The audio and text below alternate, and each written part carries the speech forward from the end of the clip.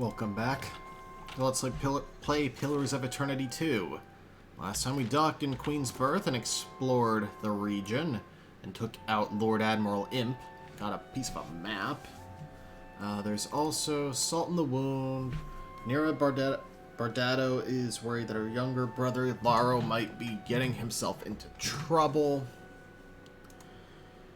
He wasn't at the tavern, wasn't at the waterfall. Let's check the southwestern bridge.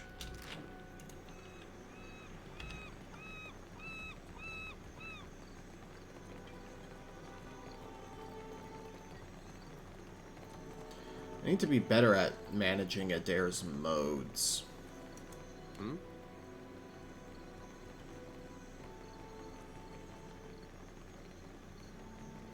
It is a really cool friggin' feature, though, kind of like the managing stances in The Witcher. No, much bigger. Such is the rumor. Sounds like sailor tales to me.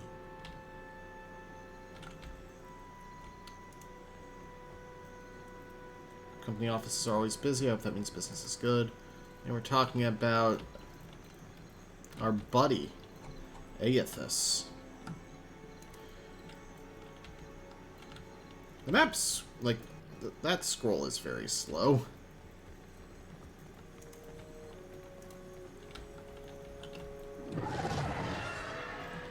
Two people on top of each other. Why are there brine imps up here?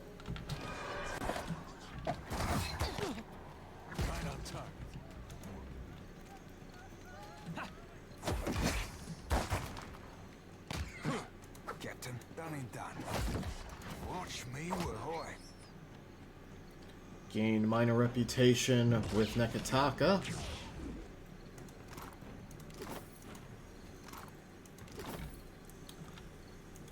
That was weird.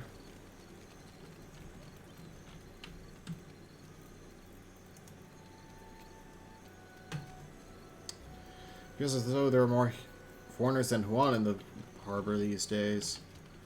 Okay, so they're actually not at the bridge. So let's check in at the Wild Mare again. Because, to be fair, I did not check there in much detail. Also, I really need... hang on. We can go into the sewer. You duck down into the canal and find yourself kneeling before an iron grate. The reek of sewage wafting from the other side is powerful enough to bring tears to your eyes. The iron bars are set firmly into the surrounding brick, barring any passage forward. I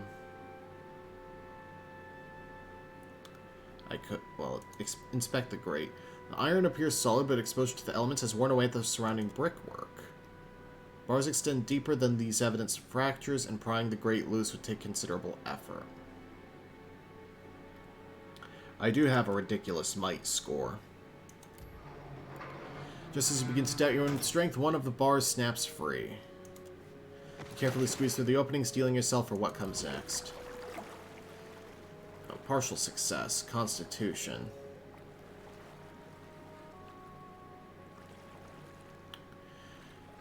In the darkness of the tunnel, you hear quiet retching. You press on with offered sympathies. As you progress through the tunnel, a change in the air pressure catches your attention. There's an opening above your head. The walls are slick and colored with waste, but you find handholds carved in either side of a narrow passage leading up. You haul yourself out of the pit toward freedom, out through the toilet of the Valiant Trading Company headquarters. I don't know what I was expecting.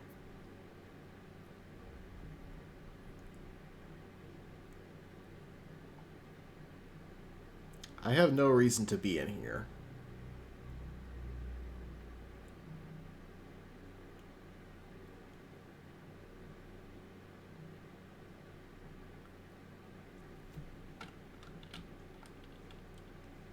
I mean, I got map discovery experience.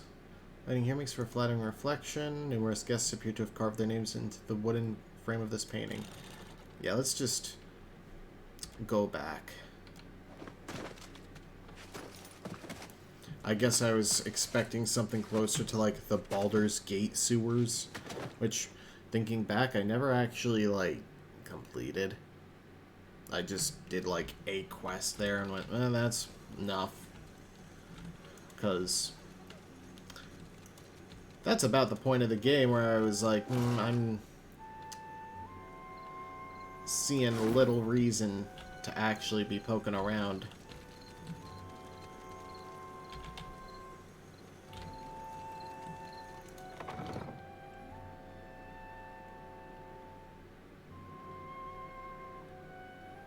So I think I was approaching the level cap of that game. And I still had, like, Tales of the Sword Coast stuff to do. Alright, let's take a better look around. There's the upper floors. Where in the blazes is that old man? Con. A young woman lingers near the stage with a mug of ale clutched tight in her hands. Though she shows no interest in the dancers, the bags beneath her eyes speak to many long nights spent drinking in the tavern. She looks lazily about the room until her gaze alights on you with interest. Hey, you're the captain with the ancient Adiran elf on your crew, right? What's it to you? That rat-fink son of a go-kisser owes me a fair heap of coin. And his debt's your responsibility now, Captain. Sounds more like a knockabout the head. He's on the hook for 5,000 copper, and I damn well expect to get it. Whether it's off his corpse or yours matters not at all to me. He's a broke old drunk. Yours, Captain. His debts are your responsibility. Pay up, damn you, or taste steel. I can't help you. You honorless oaf. I hope Elia's flying rats eat your eyes. She stomps away, trembling with rage. Ahoy, Captain. If I could bend your ear a moment, I'll be aiming to thank you for bringing me aboard. A third hand at his belly and one heel out, he bows deeply, drooping ear almost touching the You ground. run a tight shop, and you ain't no terrible person either. It'd be a welcome change for the gentleman of leisure. Tell me about the Gentleman of Leisure. The gentleman is only the finest ship among the Principe, and Captain Ferrante our most respected shipmaster. It were 2 honors and a half to be chosen to join his crew. And I detect a butt in there. Aye, you ain't wrong.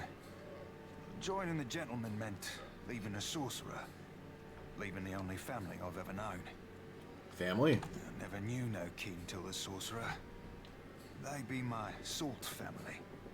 And to me, that'd be better far than blood. Why were you willing to leave that crew to join mine? Now don't sell yourself a Suole short cap, nor me neither. I know an opportunity when I boarded. Now I'd seen what there were to be seen upon the gentlemen, learn what ropes were to be learned. Methinks a watcher after a dead god'll thrust me into an whole new set of eye openings. And believe you me, I do appreciate myself a good thrust.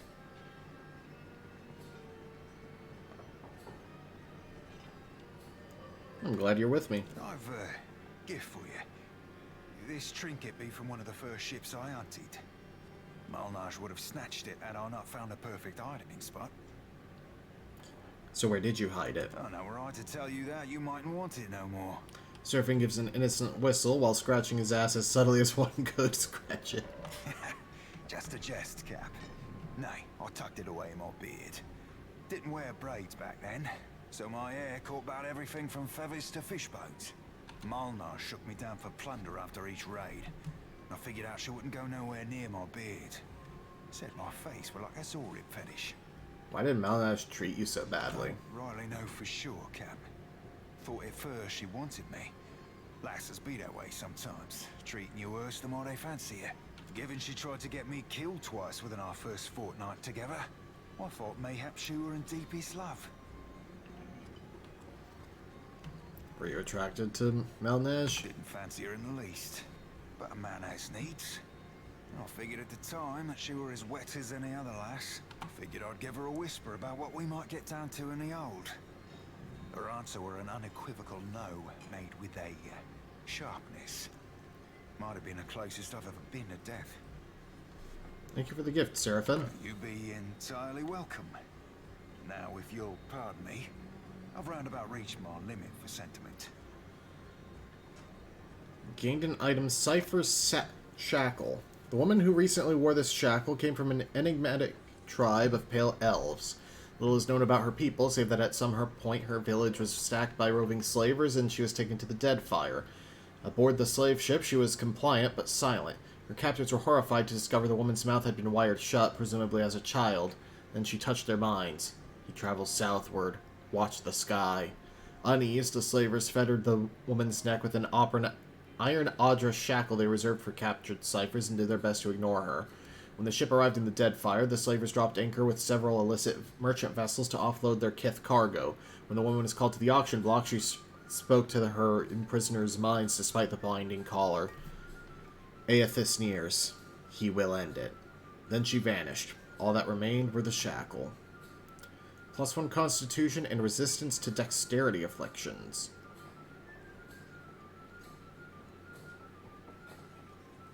Huh. Well, that seems good for... Oh. For Seraphim.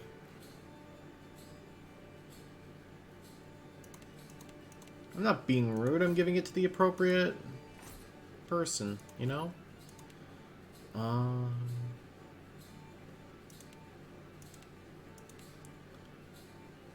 Jody, you have Martyr's Memories, which is... I'm just gonna give you more health, because you are the one who goes down the most often.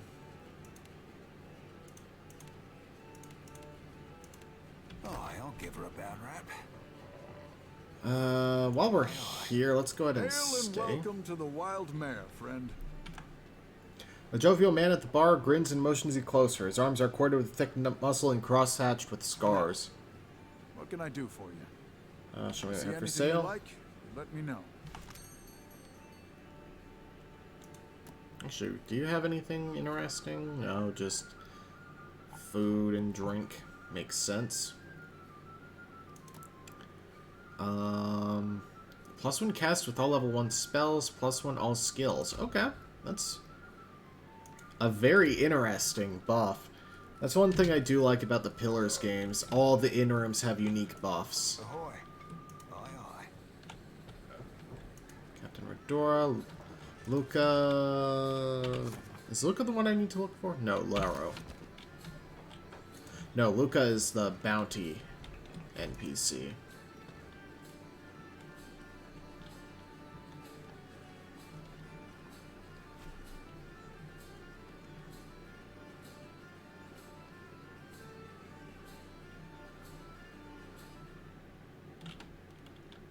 Emir, who we haven't spoken with. You might find this something you interesting. like. The dancer turns to greet you, a coy smile tugging at his lips. He's short for an elf, but no less graceful for his lacking height. His long face and dark eyes lend him a solemn air, but any hint of gloom is chased away by the wash of color in his Alof. cheeks. This is the last place I expected to see you. Have your interests changed so much since our time at Bragan Hill? A grin lights up Emir's face. He fidgets with his hair self-consciously, smoothing it down where it's been mussed. No, I still enjoy tile puzzles and deflecting personal questions. Anyway, what are you doing here? He looks away as though he's trying to ignore Emir's eager gaze. Everyone's happy about that one. I could ask the same of you. I make my own hours, meet fascinating people, and the coin's nothing to sneer at. Better than stuffy old books and unflattering robes. He casts a critical eye over Aloth's outfit. He opens his mouth to speak, but decides better of it. This is amazing. It's good to see you again, Aloth. Anyway, I should get back to it. Be well. He smiles warmly at Aloth, blush coloring the tips of his ears. It was lovely seeing you. He catches himself looking panicked. Perhaps lovely is too strong a word. I meant pleasant. Perfectly agreeable. He looks at you I chagrined. can see where I may have confused the poor fellow in our academy days. Did you enjoy the show? There's more to see, if you're interested. Till later. No.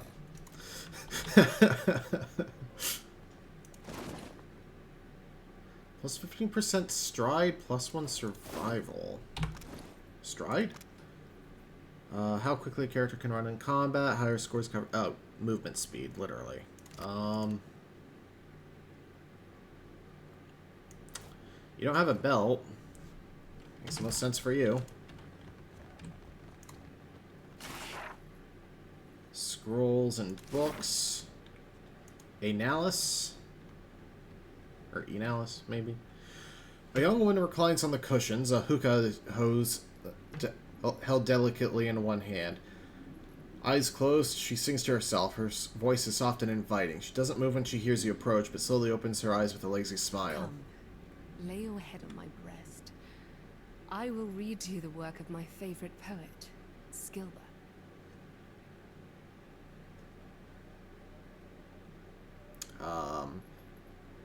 I saved your friend Oswald. Did he mention? Not from something too dangerous, I hope. Please accept my thanks. He's a kind old man. I would have mourned to see something terrible happen to him. She clasps your hands in hers and gives them a little squeeze. I have little to give you in thanks. Perhaps you'd be amenable to some establishment gossip. She raises a well-sculpted brow and gives you a cheery little wink. Constantin, the masseuse, longs to wander the world again. Every time he threatens to leave, Gintel begs him to stay, and every time he promises to remain for just a month more. I wonder what he hopes to find out there. Have you come to hear some verse? Farewell. Huh, so a potential recruit. I have a feeling... Oh, there we go. A burly dwarven man hums a jaunty tune to himself as he fastidiously organizes his collection of scented oils. When he hears you enter the room, he greets you with a smile and a humongous outstretched hand. His grip is strong and sure. Come to seek ablutions for your sins? Ha! Get it? Ablutions? Absolution? Ha! I crack myself up. Gets me every time. He wipes a tear from his eye, still chuckling. Massage? Bath? Whatever you need. Just ask. How'd you end up here? Oh, you don't want to hear about that. I lived a boring life, so there wouldn't be much to the telling. He crosses his thick arms over his chest. A slight blush spreads across his cheeks. Indulge me. Truth be told, my real passion is pottery. Trouble is, I got these big hands. Not meant for delicate work. He turns his hand's palm up for you to inspect. Just one is easily large enough to cover your entire face. Worked out in the end, of course. Now I specialize in relieving tension in the Mauer and death godlike. You seem bored here. I guess I can't hide my feelings as well as I thought I could. He gives you a nervous chuckle and scratches at his beard. The stability's good and all, but I haven't seen anything that gets my blood pumping in ages. You know what I mean? Yeah, what's life without a little excitement? Doing the same old thing day in, day out. It's enough to make a man leap from the nearest window. He nods vigorously. Could come with me. Where to? He raises an inquisitive brow. His large hands, previously dancing with restless energy, are still. You know that 700-foot-tall statue made of Adra? I'm going after it. No kidding. He nearly drops a bottle of massage oil in his excitement. I like to see something like that for myself. Do you think I could come with you? Just for a bit. Grab your things then and let's go. Hell, you don't have to tell me twice. How does this work? We have overflow crew now. Or does it just add slots? Oh! Oh, he's a party member. I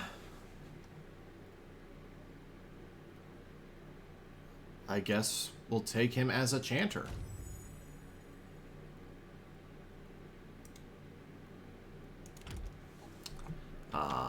Captain? Aye. I do need to, at some point, try some variety to the party. But, Rebuna. A fire godlike woman polishes a pair of stalks, tending to them with the fondness of a mother for her favorite child. The room is dim, illuminated only by the glow of her steel-forged skin. Her eyes burn with the light of Magran's fire. When she hears you enter, she shoots you a look of utter contempt. I will give you an experience you won't soon forget. Alright, you have nothing specific to say, so we're good. Let's check out on the deck.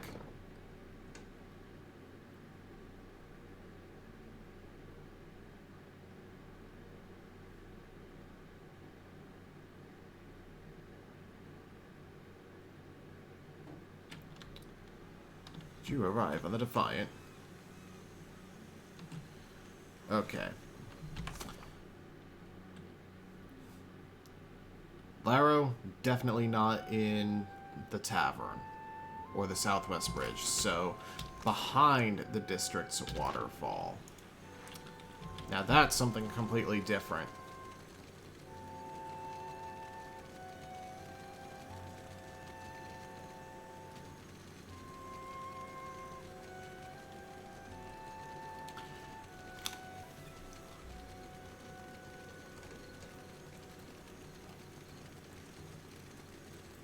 Have you heard about the commotion at the palace?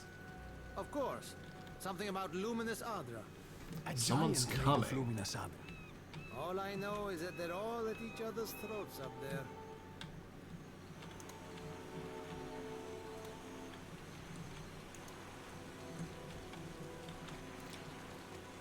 I probably have to switch out... Oh. Against a backdrop of jeering youths, a young woman raises her arms with an air of practiced drama. Before her, two men stand across from each other, mirroring scowls. You both attest that you have made all possible efforts to come to a peaceful... The woman trails off as you approach, and you find yourself the sudden target of the crowd's attention. Who is this Nasenale? How many cousins do you have, or so? Orso glares at Laro and bites back whatever insult he had at the ready. Have business. What do you want? I'm here to fetch Laro.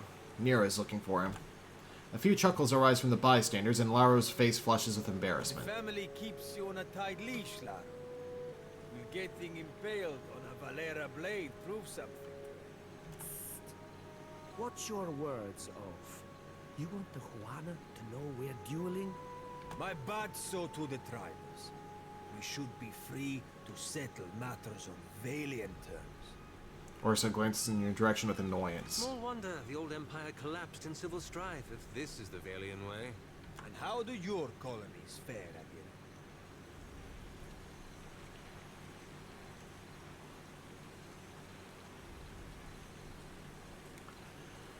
I suppose you have a good reason for this duel?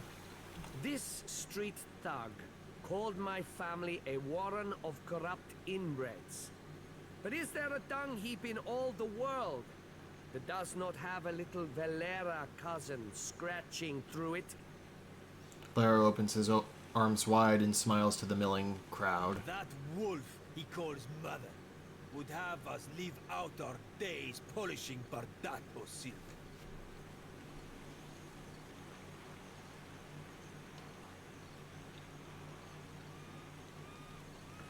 Shut up and shake hands before I hurl you both over this waterfall. Laro and Orso trade uneasy glances, their vitriol for each other momentarily set aside. A threat? Liberos? We are the sons of the wealthiest families in Deadfire.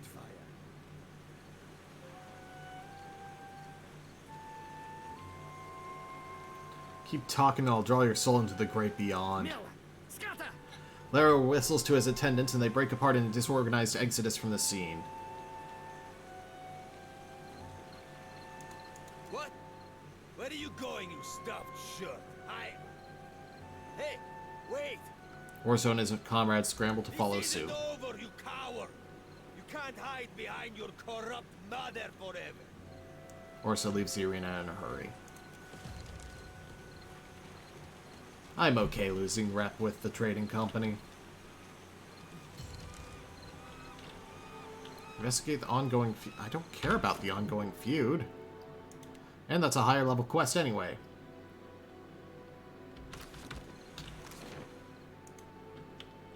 Yeesh. How long? It's been 20 minutes and we haven't even left Queen's Birth. Yeah, I was saying, I'm probably gonna ditch Jyoti or Seraphin for, was it Constantine?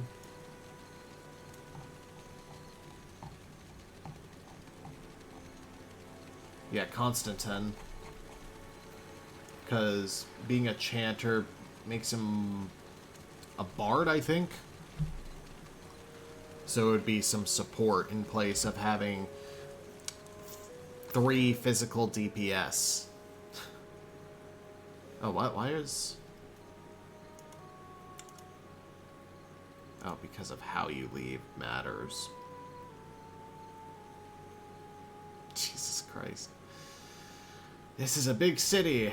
Okay, let's go to the Sacred Stair.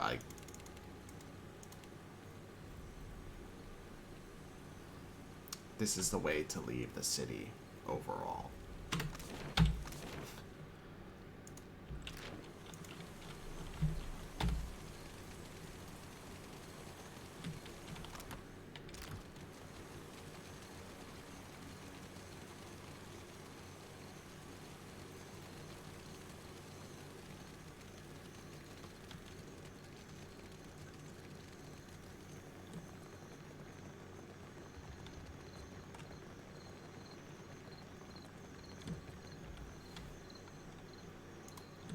Okay. So now I can go to the Gullet. Takes an hour to get there. A Principe group notices you walking and approaches you in the street. Oh no.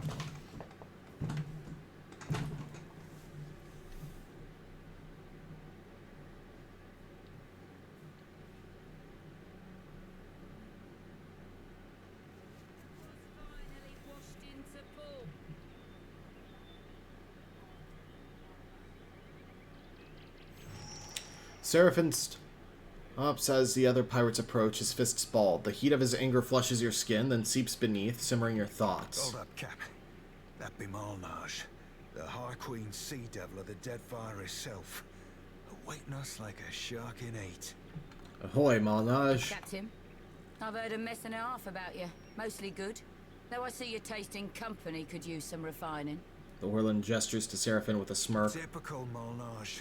Can't match my skill, so you try to spew shit. Boy, when you're as old as me, your skill will still be naught more than the untrained fumbling of an Adeiran maid to the refined workings of my mind.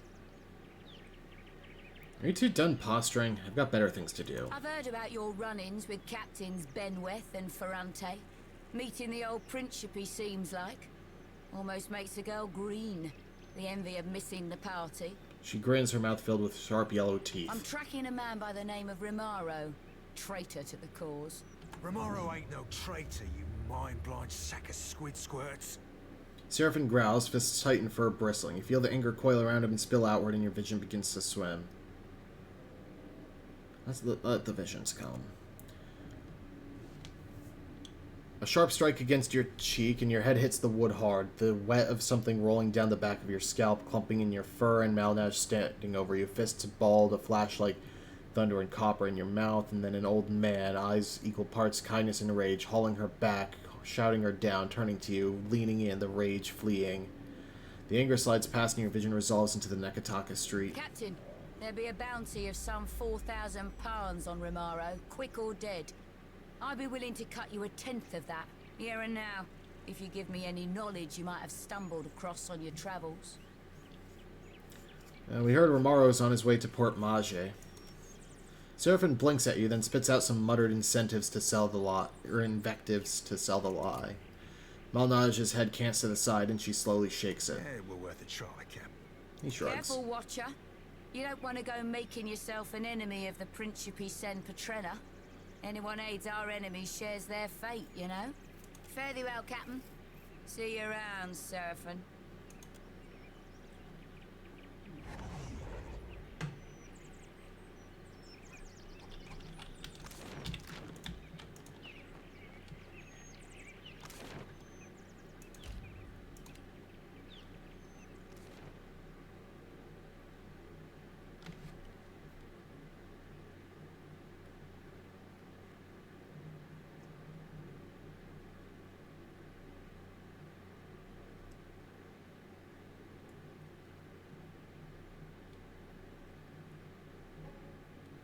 You leave the bustle of the crowds behind, making your way along the winding path into the gullet.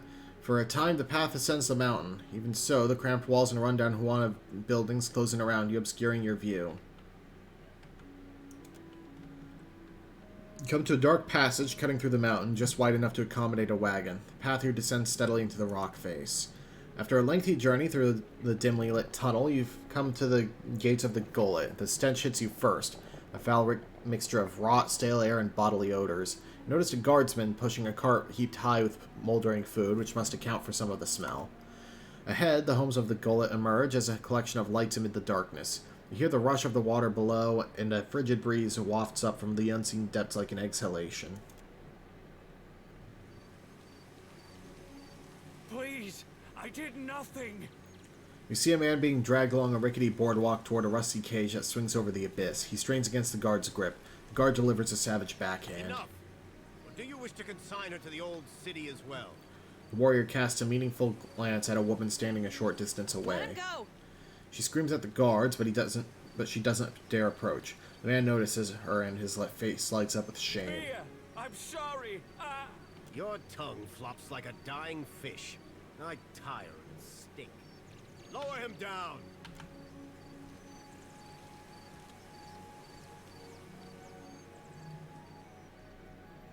The guards drag the Roparu into a metal cage and lock him inside. He shouts and rattles the bars as it is lowered over the edge of the platform. Eventually his screams are lost to the depths. May Tangaloa devour your souls, you cold-blooded eels.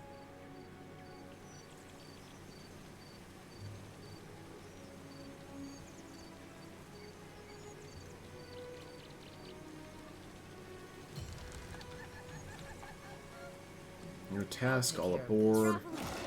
Have you any food? Surely you've a scrap to spare. What if the game would let me?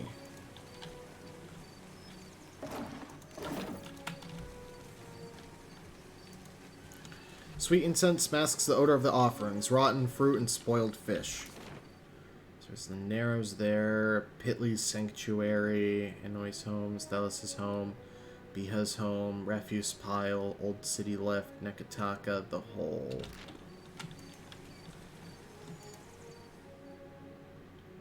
You enter a dim alleyway that reeks of urine and torch smoke. A long passage stretches to your left and right. Shadows move in the guttering torchlight. They're nothing more than shapes at this distance. The chatter and bustle of the gullet continues behind you. Go left. This tunnel ends, but another branches off. The only sounds are the crackling of torches and the steady drip of water. Go right. You come to a door. It's as solid as the stone around it, with no handle and no knob. It's deathly quiet on the other side. You rap gently on the door and the sound echoes as if in a wide empty space. Alright, turn around. Left. Forward. Continue forward, I think? Yes. On your left is an abandoned merchant stall displaying cheap jewelry. Inspect the merchant stall. Watcher only check. Laid out are various trinkets made from junk necklaces, Necklaces strung with fish bones and shoe buckles and bracelets made with shards of broken glass. But the curtain sways and flaps as if stirred by a draft. You twitch it aside and discover a secret passageway. Go through the curtain. Check the tunnel one more time to make sure no one is watching, then you slip behind the curtain and into another passageway. You're walking along when several hooded figures materialize out of the darkness. Not so fast. You gotta pay a toll if you want to visit Delver's Row.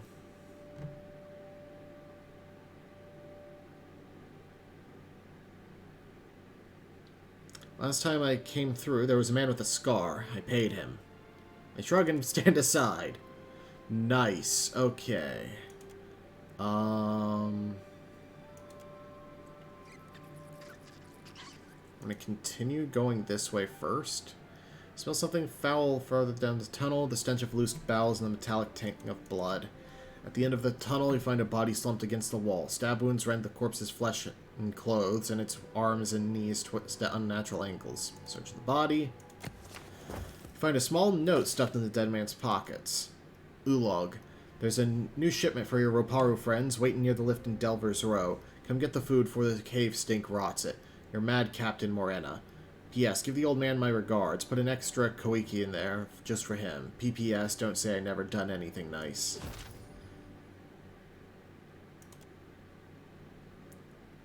Alright.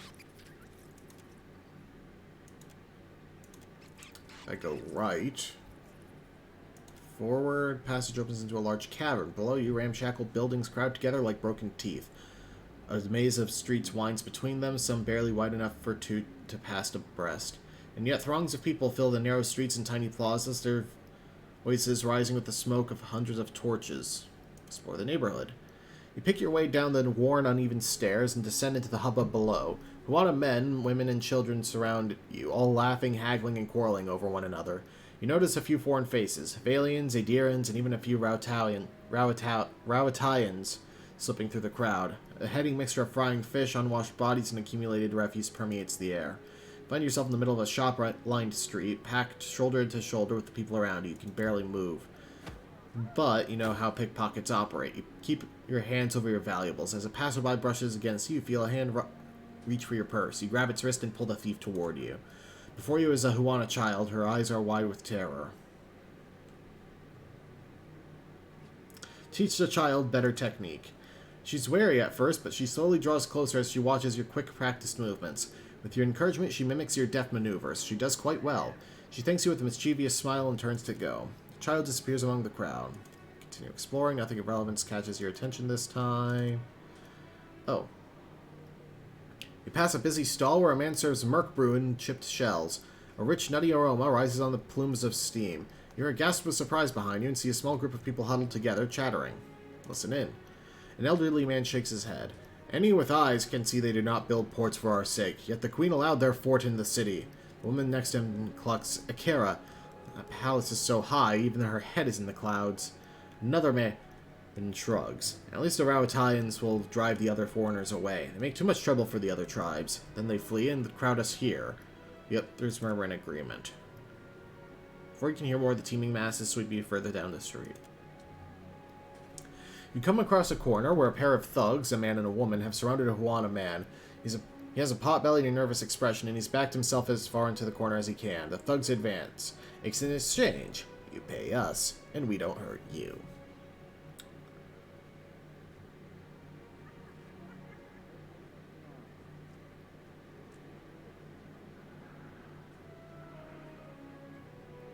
Everyone knows you don't rough up your own neighbors.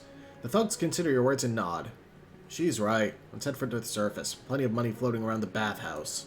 The Huana man thanks you and nervously scurries off. You come across a Roparu man and woman sitting on a rooftop watching the activity below. They're passing a pipe back and forth and talking quietly. He gnaws the end of the pipe nervously. My neighbor disappeared near the Undercroft weeks ago. She shrugs. Always smugglers and pirates lurking there. Some of them turned to slaving. He nods, taking a puff. That's for what I stay away from Delver's Row. Plenty of bad sorts there. She holds her hand out for the pipe. Akira, but they're the only sorts who pay. They lapse into silence, smoking peacefully. I think that's probably all of the events. Oh, you thought more about the offer? Sneaking luminous dust for the Principe man? Better than pushing Rawatai cannons, I say. My cousin went to muscle for them. Says he pays well and pays fast. Best work in the gullet, as long as the Mataru and their trader friends don't notice.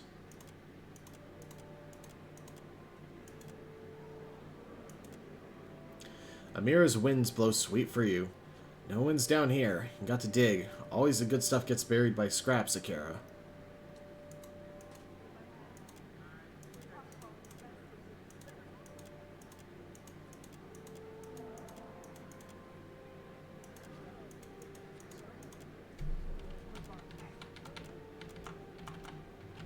Alright. Turn around. Oh. Go forward. Go left. Curtain. I remember you. Unfortunately, our mutual friend, the one with the scar, does not. So if you want through, you're going to pay double. And I'll pay in steel. Well, really mostly like wand shots. And you get the idea. Brawler, thug, healer, Bruce. Wow. Just a real stereotypical party here, ain't it? Indeed.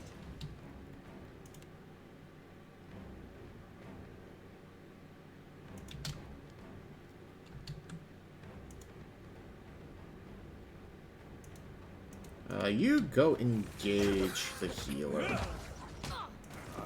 about as useful as a bump on a pickle. Heal yourself. Go with You're no good to me, dead.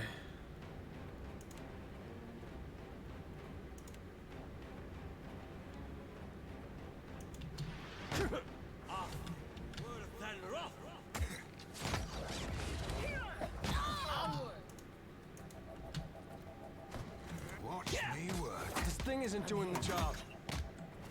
That were a beaut.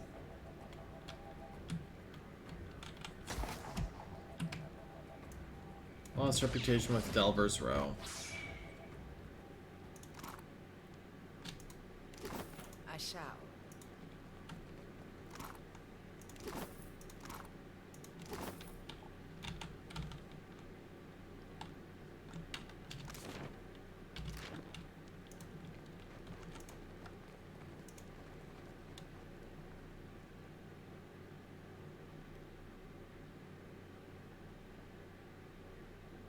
Alright, go to Delver's Row.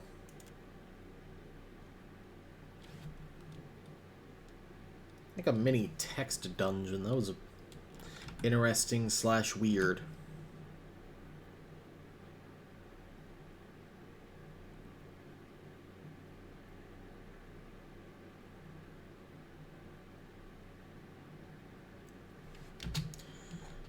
Alright. We're going to explore Delver's Row next time on Let's Play Pillars of Eternity 2. See you guys then.